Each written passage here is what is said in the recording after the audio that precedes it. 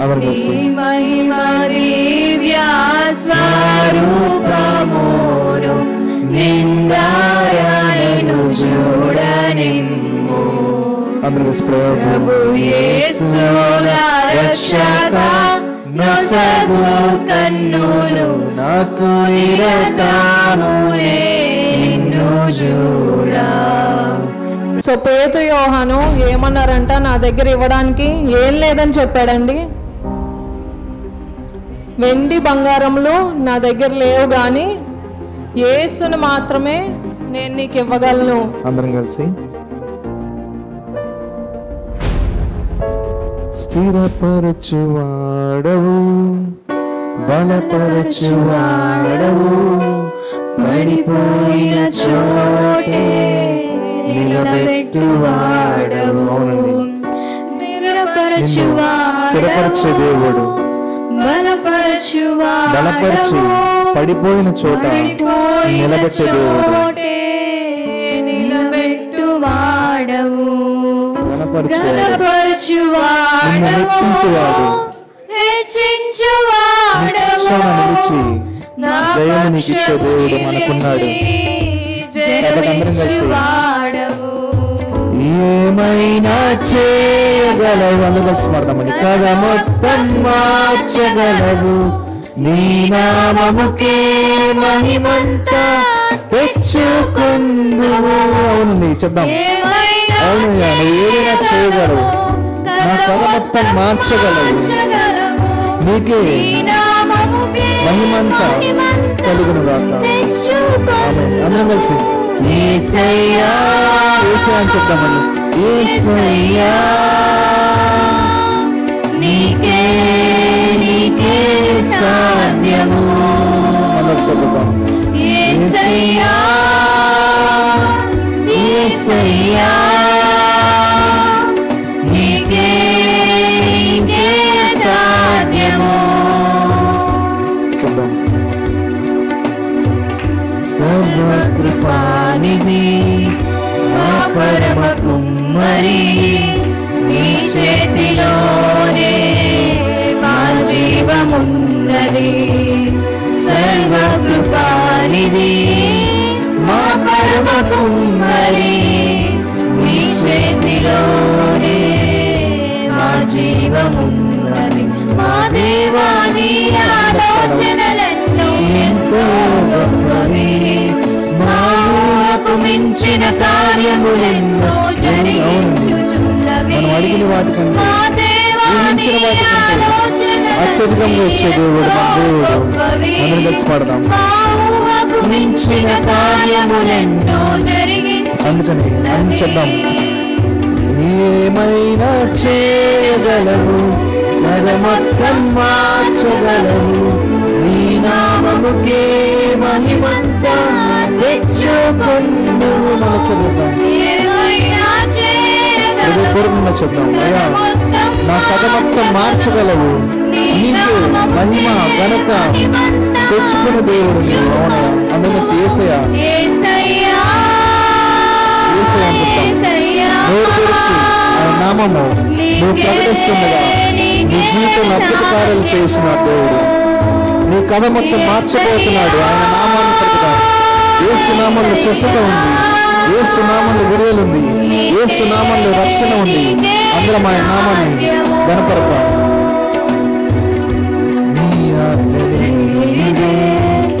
ఏదైనా జరుగునా నీ కంచె దాటగా శత్రువుకు సాధ్యమా? ఆయన ఆజ్ఞ ఏమీ జరగలేదు. ఆయన వేసిన కంచె శత్రువు దాటలేదు. కంచె దాటగా శత్రువుకు సాధ్యమా? మా దేవా నీవే మా తోడుంటే అంతే చాలును. అపవాది తలచిన కీడులన్నీ మేలైపోవును. మా దేవా నీవే మా తోడుంటే అంతే చాలును. అపవాది తలచిన కీడులన్నీ మేలైపోవును. కాబట్టి అందరం కలిసి ఏమైనా చేయగలవు చెప్దాం. అందరం కలిసి ఏమైనా చేయగలవు, కథ మొత్తం మొత్తం మార్చగల దేవుడు సమర్థుడు. నీకే మహిమంతా కలిగిన గాక. అందరం కలిసి ఏమైనా చేయగలవు, కథ మొత్తం మార్చగలవు, నీ నామముకే మహిమంతా తెచ్చుకుందు. యేసయ్యా యేసయ్యా యేసయ్యా నీకే నీకే సాధ్యము. యేసయ్యా యేసయ్యా నీకే నీకే సాధ్యము. యేసయ్యా నోరు తెరిచి ఆయన నామం ప్రకటిస్తుండగా నీ ఇంట్లో అశాంతి వెళ్ళిపోతుంది, నీ ఇంట్లో నా ఆర్థికములు వెళ్ళిపోతున్నాయి, సతమతమైన పరిస్థితి బయటకు వస్తున్నావు. ఆయన నామాన్ని ప్రకటించిన రోజు ఆయన మందిరంలో ఆయన గణపరచు, యేసు నామాన్ని గణపరచు. ఆయన నామం అన్ని నామం గొప్ప నామం, ఉన్నతమైన నామం, రక్షణ కలుగుతున్న నామంలో ఆయన నామాన్ని నోటి రోజు ప్రకటించు, గణపరచు. అవును, నువ్వు సమర్థుడు. ఈ నామానికి మహిమ కలుగును గాక. ఆయన నామాన్ని రోజు మన నోరు తెరిచి గణపడతాం. అవును, నువ్వు ఏదైనా చేయగలవయ్యా యేసయ్యా, నువ్వు ఏదైనా చేయగలవు. నువ్వు మరణాన్ని జయించిన దేవుడి, నువ్వు ప్రతి ఒక్కటి జయించిన దేవుడి. నాలో ఉన్న ఈ పరిస్థితి మార్చగల దేవుడి, మార్చు. అవును, నీకు మహిమ కలుగును గాక. యేసయ్యా నీకే మహిమ, కేవలం నీకే మహిమ, వేరే ఏ నామానికి ఆ మహిమ లేదు. నోరు తెరిచి యేసుని గణపరచు. ఈరోజు ఆయన ఆరాధించు, ఆత్మ సత్యం దేవుడు ఆరాధించు, ఆరాధించు. మౌనంగా ఉండకు, ఆయన నామాన్ని ఆరాధించుదాం. చివరిసారిగా అందరం కలిసి మీరే ఈరోజు చెప్పాలి. మీరు పాడండి, మీరు పాడండి.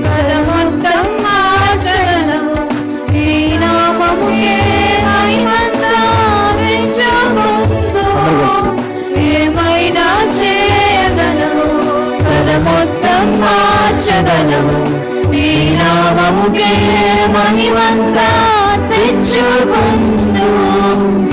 యేసయ్యా మీరు చెప్పాలి. యేసయ్యా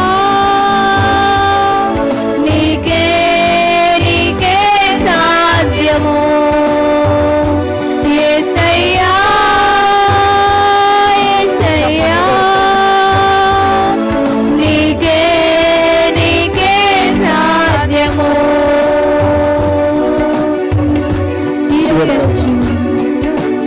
ఏం పాడం, మీరే మైక్ ఆపేసి మైక్ లాపండి, మీరు పాడాలి గట్టిగా. ఆయన నామాన్ని ఎంత గట్టిగా కనపరిస్తే మీ జీవితం అంత మారబోతుంది. చివరిసారిగా యేసయ్యా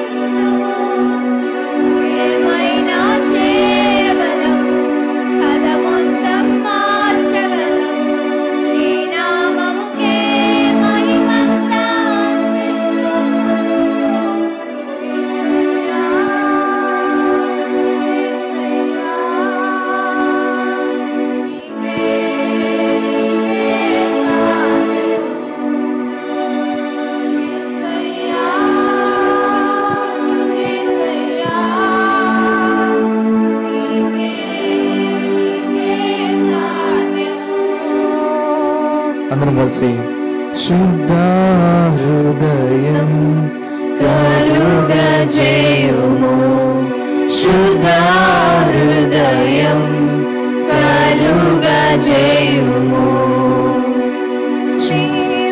శ్రీవాత్సల్యం నీ వాత్సల్యం నీ కృప కనికరం చూపించుము నీ వాత్సల్యం నీ వాత్సల్యం నీ కృప కనికరం చూపించుము పాపము చేశాను దోషినై ఉన్నాను పాపము చేశాను దోషినై ఉన్నాను తెలిసి ఉన్నది నా అతిక్రమమే తెలిసి ఉన్నది నా పాపములే తెలిసి ఉన్నది నా అతిక్రమమే తెలిసి ఉన్నది నా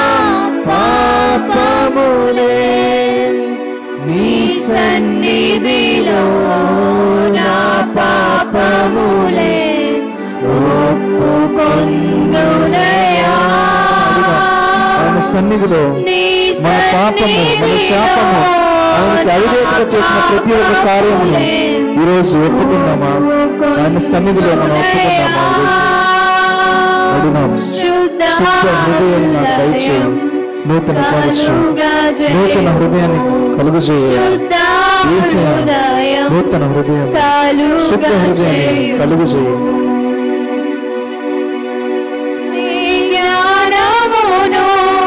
నీ సత్యమును నా అంతర్యములో పుట్టించుము నీ జ్ఞానమును నీ సత్యమును నా అంతర్యములో పుట్టించుము ఉత్సాహ సంతోషం నీ రక్షణానందం ఉత్సాహ సంతోషం నీ రక్షణానందం కలుగజేయుము నా హృదయములో కలుగజేయుము నా హృదయములో అడుగుదాం కలుగజేయ నా హృదయంలో నూతన సంతోషాన్ని దయచేయి కలుగజేయ సన్నిధిలో పరిశుద్ధాత్మతో నన్ను నింపుమయా నీ సన్నిధిలో పరిశుద్ధాత్మతో నన్ను నింపయా నన్ను నింపు అడుగుదాం నోరు తెరిచి అడుగుదాం అడుగుదాం నోరు తెరిచి అడుగుదాం శుద్ధ హృదయం కలుగజేయుము శుద్ధ హృదయం కలుగజేయుము అందరం అడుగుదాం నోరు తెరిచి శుద్ధ హృదయం శుద్ధ హృదయం కలుగజేయుము శుద్ధ హృదయం కలుగజేయుము మీరు వ్యక్తిగతంగా ప్రార్థించే సమయం వచ్చింది ఆయనతో మాట్లాడే సమయం వచ్చింది ఈరోజు ఆయనతో మాట్లాడే సమయం వచ్చింది ఆయనతో సమాధాన పడే సమయం వచ్చింది ఎన్నాళ్ళు ఆయనకి అవిధేయతగా బ్రతుకుదాం ఎన్నాళ్ళు మనకి ఇష్టం వచ్చినట్టు బ్రతాం ఆయనకి ఇష్టమైన బిడ్డలుగా శుద్ధ హృదయం కలిగి ఆయన్ని ఆరాధించే బిడ్డలుగా మనం ఉందామా ఈరోజు నీకు దేవునికి ఏం అవిధేయత ఉందో నీకు దేవునికి మధ్య ఏ పాపం ఉందో అడ్డుగా దాన్ని తీసివేద్దాం అడుగుదాం నోరు తెరిచి హృదయంలో శుద్ధ హృదయం దయచేయ కఠినమైన హృదయం ఉంటే తీసివేయి పాపం ఉంటే తీసివేయ నీకు అవిధేయతగా చేసిన పాపాలు క్షమించు ఇక నుంచి నీ కోసం బ్రతుకుతాను నీ బిడ్డగా నేను బ్రతుకుతాను నూతన సృష్టిగా నన్ను చేయి అని అడుగుదామా ఈరోజు ఆయనకి ఇష్టమైన బిడ్డలుగా ఉందామా ఆయన రాకడ సమీపిస్తుంది ఆయన వచ్చినప్పుడు ఎత్తబడే బిడ్డగా ఉన్నానంటే ఈ రోజు నువ్వు నూతన పరచబడాలి ఆయన రాకడలో ఎత్తబడాలంటే ఈ రోజు నువ్వు నూతన పరచబడాలి రేపు అనేది నీది కాదు రేపు అనేది మనది కాదు వెర్రి వాళ్ళు రేపు అంటారు ఈ రోజే నువ్వు మారు మనసు పొందు, ఈ రోజే శుద్ధ హృదయాన్ని కలిగి, ఈ రోజే నువ్వు నూతన పరచబడాలి. ఆయన రాకడ సమీపంగా ఉంది. యేసయ్య త్వరగా రాబోతున్నాడు, సిద్ధపడు. యేసయ్య త్వరగా రాబోతున్నాడు, సిద్ధపడు. దేవుడు మరలా మనతో మాట్లాడుతున్నాడు, ఆయన త్వరగా రాబోతున్నాడు. ఇదిగో నేను వచ్చుచున్నాను అన్నాడు. సిద్ధపడు, సిద్ధపడు, సిద్ధపడు. మారు మనసు పొందు, మారు మనసు పొందు. ఎన్నాళ్ళు అదే జీవితం, ఎన్నాళ్ళు అదే పాపం, ఎన్నాళ్ళు అలాగ అవిధేయతలో ఉంటాం. మారు మనసు పొందాం. ఈరోజు శుద్ధ హృదయాన్ని కలుగు చేయి. యేసయ్యా నన్ను శుద్ధ హృదయం కలుగు చేయి. యేసయ్యా నా పాపములు క్షమించు, నీకు వ్యతిరేకంగా చేసిన పాపాలు క్షమించు తండ్రి, నన్ను క్షమించు, నీ రక్తంలో నన్ను కడుగు, శుద్ధీకరించు. శుద్ధ హృదయాన్ని తెచ్చాను. అడుగుదామా? మీ వ్యక్తిగత మాటల్లో ఆయనతో మాట్లాడే సమయం, మీ వ్యక్తిగత మాటలతో ఆయనతో మాట్లాడే సమయం వచ్చింది. ఆయన ఉంచున్నాడు, ఆయన మన మధ్యలో ఉన్నాడు, ఆయన మన మధ్యలో ఉన్నాడు. పరిశుద్ధాత్మ దేవుడు మన మధ్యలో సంచరించున్నాడు. మీరు మాట్లాడండి, ప్రార్థించండి. యేసుని గాయాలు రేపితిని, ఎరిగి ఎరిగినే చెడిపోతిని. యేసుని గాయాలు రేపితిని, మోసపోతినే దృష్టి తొలగితి. దాసుడనను చూడనిమ్ము, మోసపోతినే దృష్టి తొలగితి. దాసుడనిను చూడనిమ్ము. ప్రభు యేసు నా రక్షక, నొసగు కన్నులు నిరతములే నిన్ను చూడా. ప్రభు యేసు నా రక్షక, నొసగు కన్నులు నాకు నిరతములే నిన్ను చూడా. లెక్కలేని వాళ్ళు పడిపోయి, దిక్కులేని వాడనైతిని. లెక్కలేని వాళ్ళు పడిపోతిని, దిక్కులేని వాడనైతిని. చక్క చేసి నా నేత్రాలు తెరచి, గ్రక్కునా నిన్ను చూడనిమ్ము. చక్క చేసి నా నేత్రాలు తెరచి, గ్రక్కునా ఆత్మ నేత్రాలు తెరచేస్తాడు. అందరూ కలిసి ప్రభు యేసు నా రక్షక, నొసగు కన్నులు నాకు నిరతమునే నిన్ను చూడా. యేసయ్యా నువ్వే నా రక్షణ, రక్షక, నొసగు నిన్ను చూసే కన్నులు నాకు దయచేయి, నా ఆత్మ నేత్రాలు తెరచేయి. నిన్ను చూడా.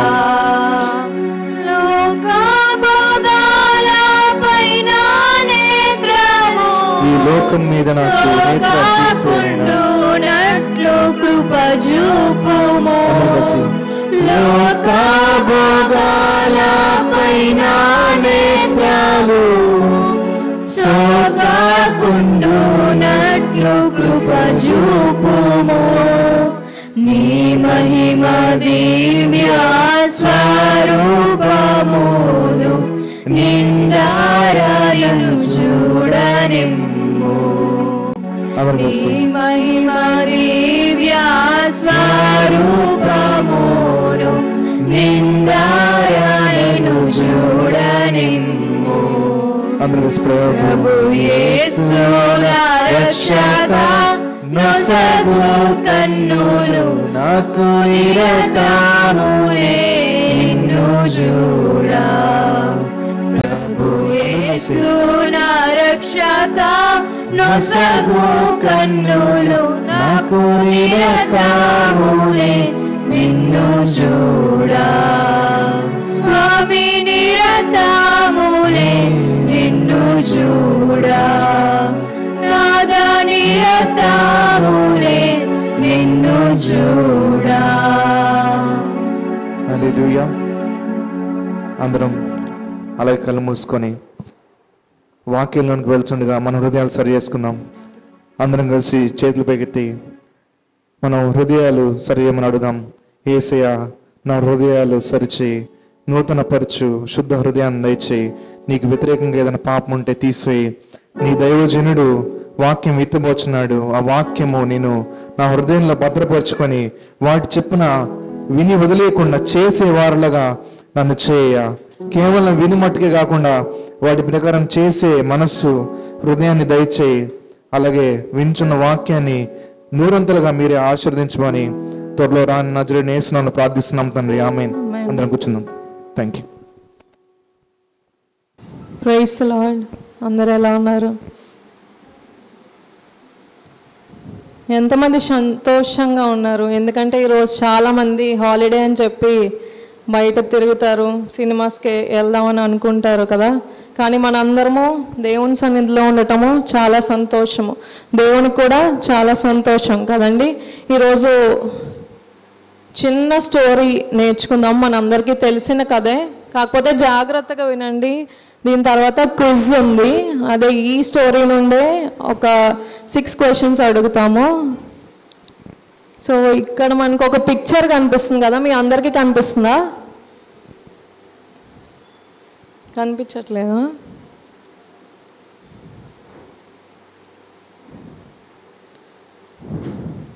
అక్కడ 2 మనుషులు నుంచున్నారు. వాళ్ళు 2 యవనస్తులు అన్నమాట. సో వాళ్ళ ఎదురుగా ఒక ఆలయం కనిపిస్తుంది మనకి కదండి. సో వాక్యంలోకి వస్తే అపోస్తల కార్యాలు 3వ అధ్యాయము 1 నుంచి 10 వచనాలు చదువుకుందాము. సో అది చదివిన తర్వాత వాళ్ళిద్దరు ఎవరో చెప్పాలి నాకు.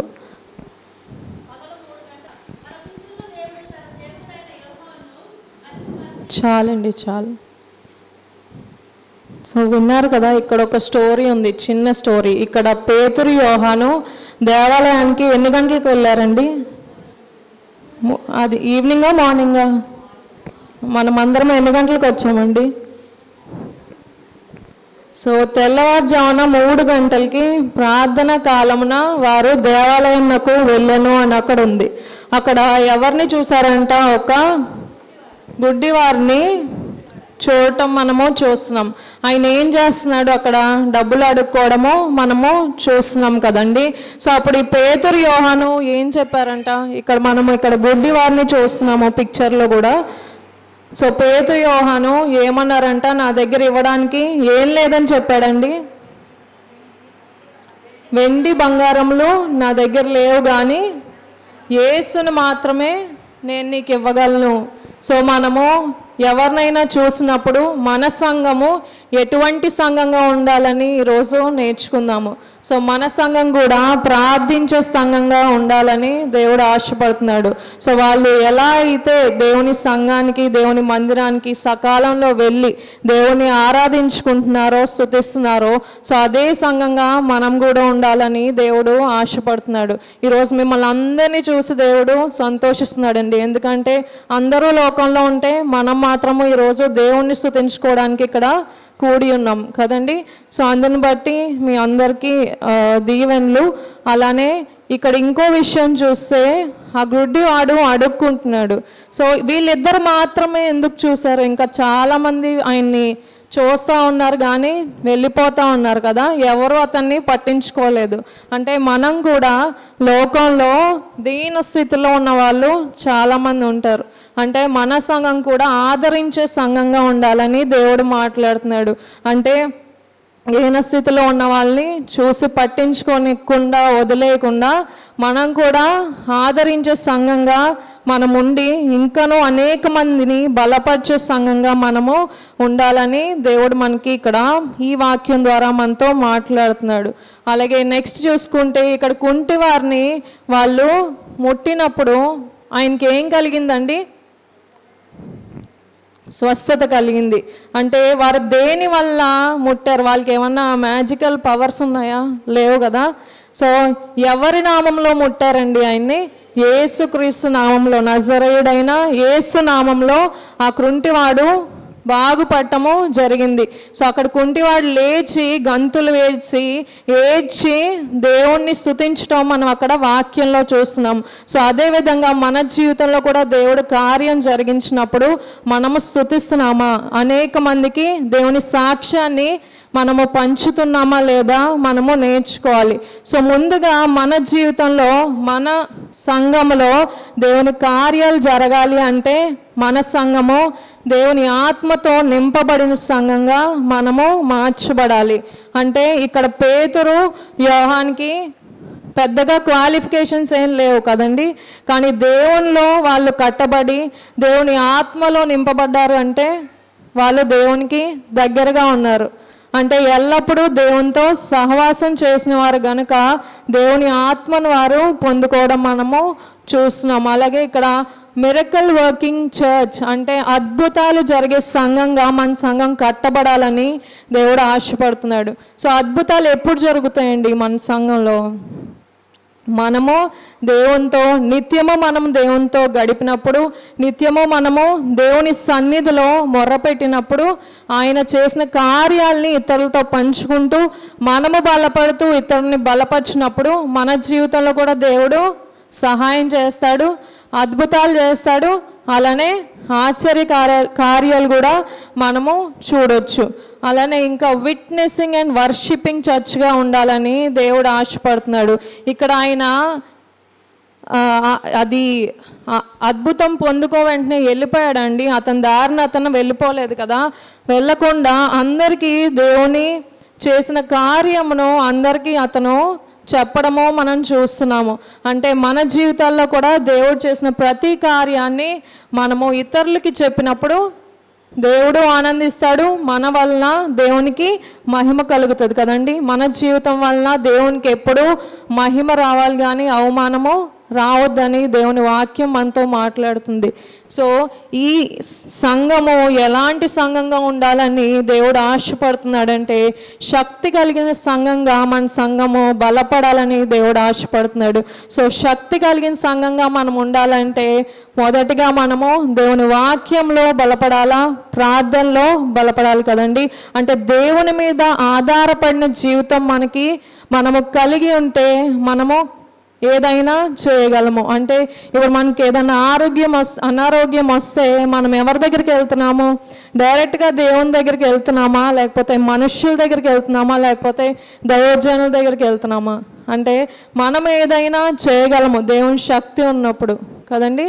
సో మనము పరిపూర్ణంగా దేవుని మీద ఆధారపడాలని ఈ చిన్న స్టోరీని మీకు జ్ఞాపకం చేస్తున్నాను. సో ఇప్పుడు ఇదే స్టోరీ నుంచి మీరు జాగ్రత్తగా చదివే ఉన్నారని అనుకుంటున్నాను. ఇదే స్టోరీ నుంచి చిన్నగా ఇటు సైడ్ 3 క్వశ్చన్స్, ఇటు 3 క్వశ్చన్స్.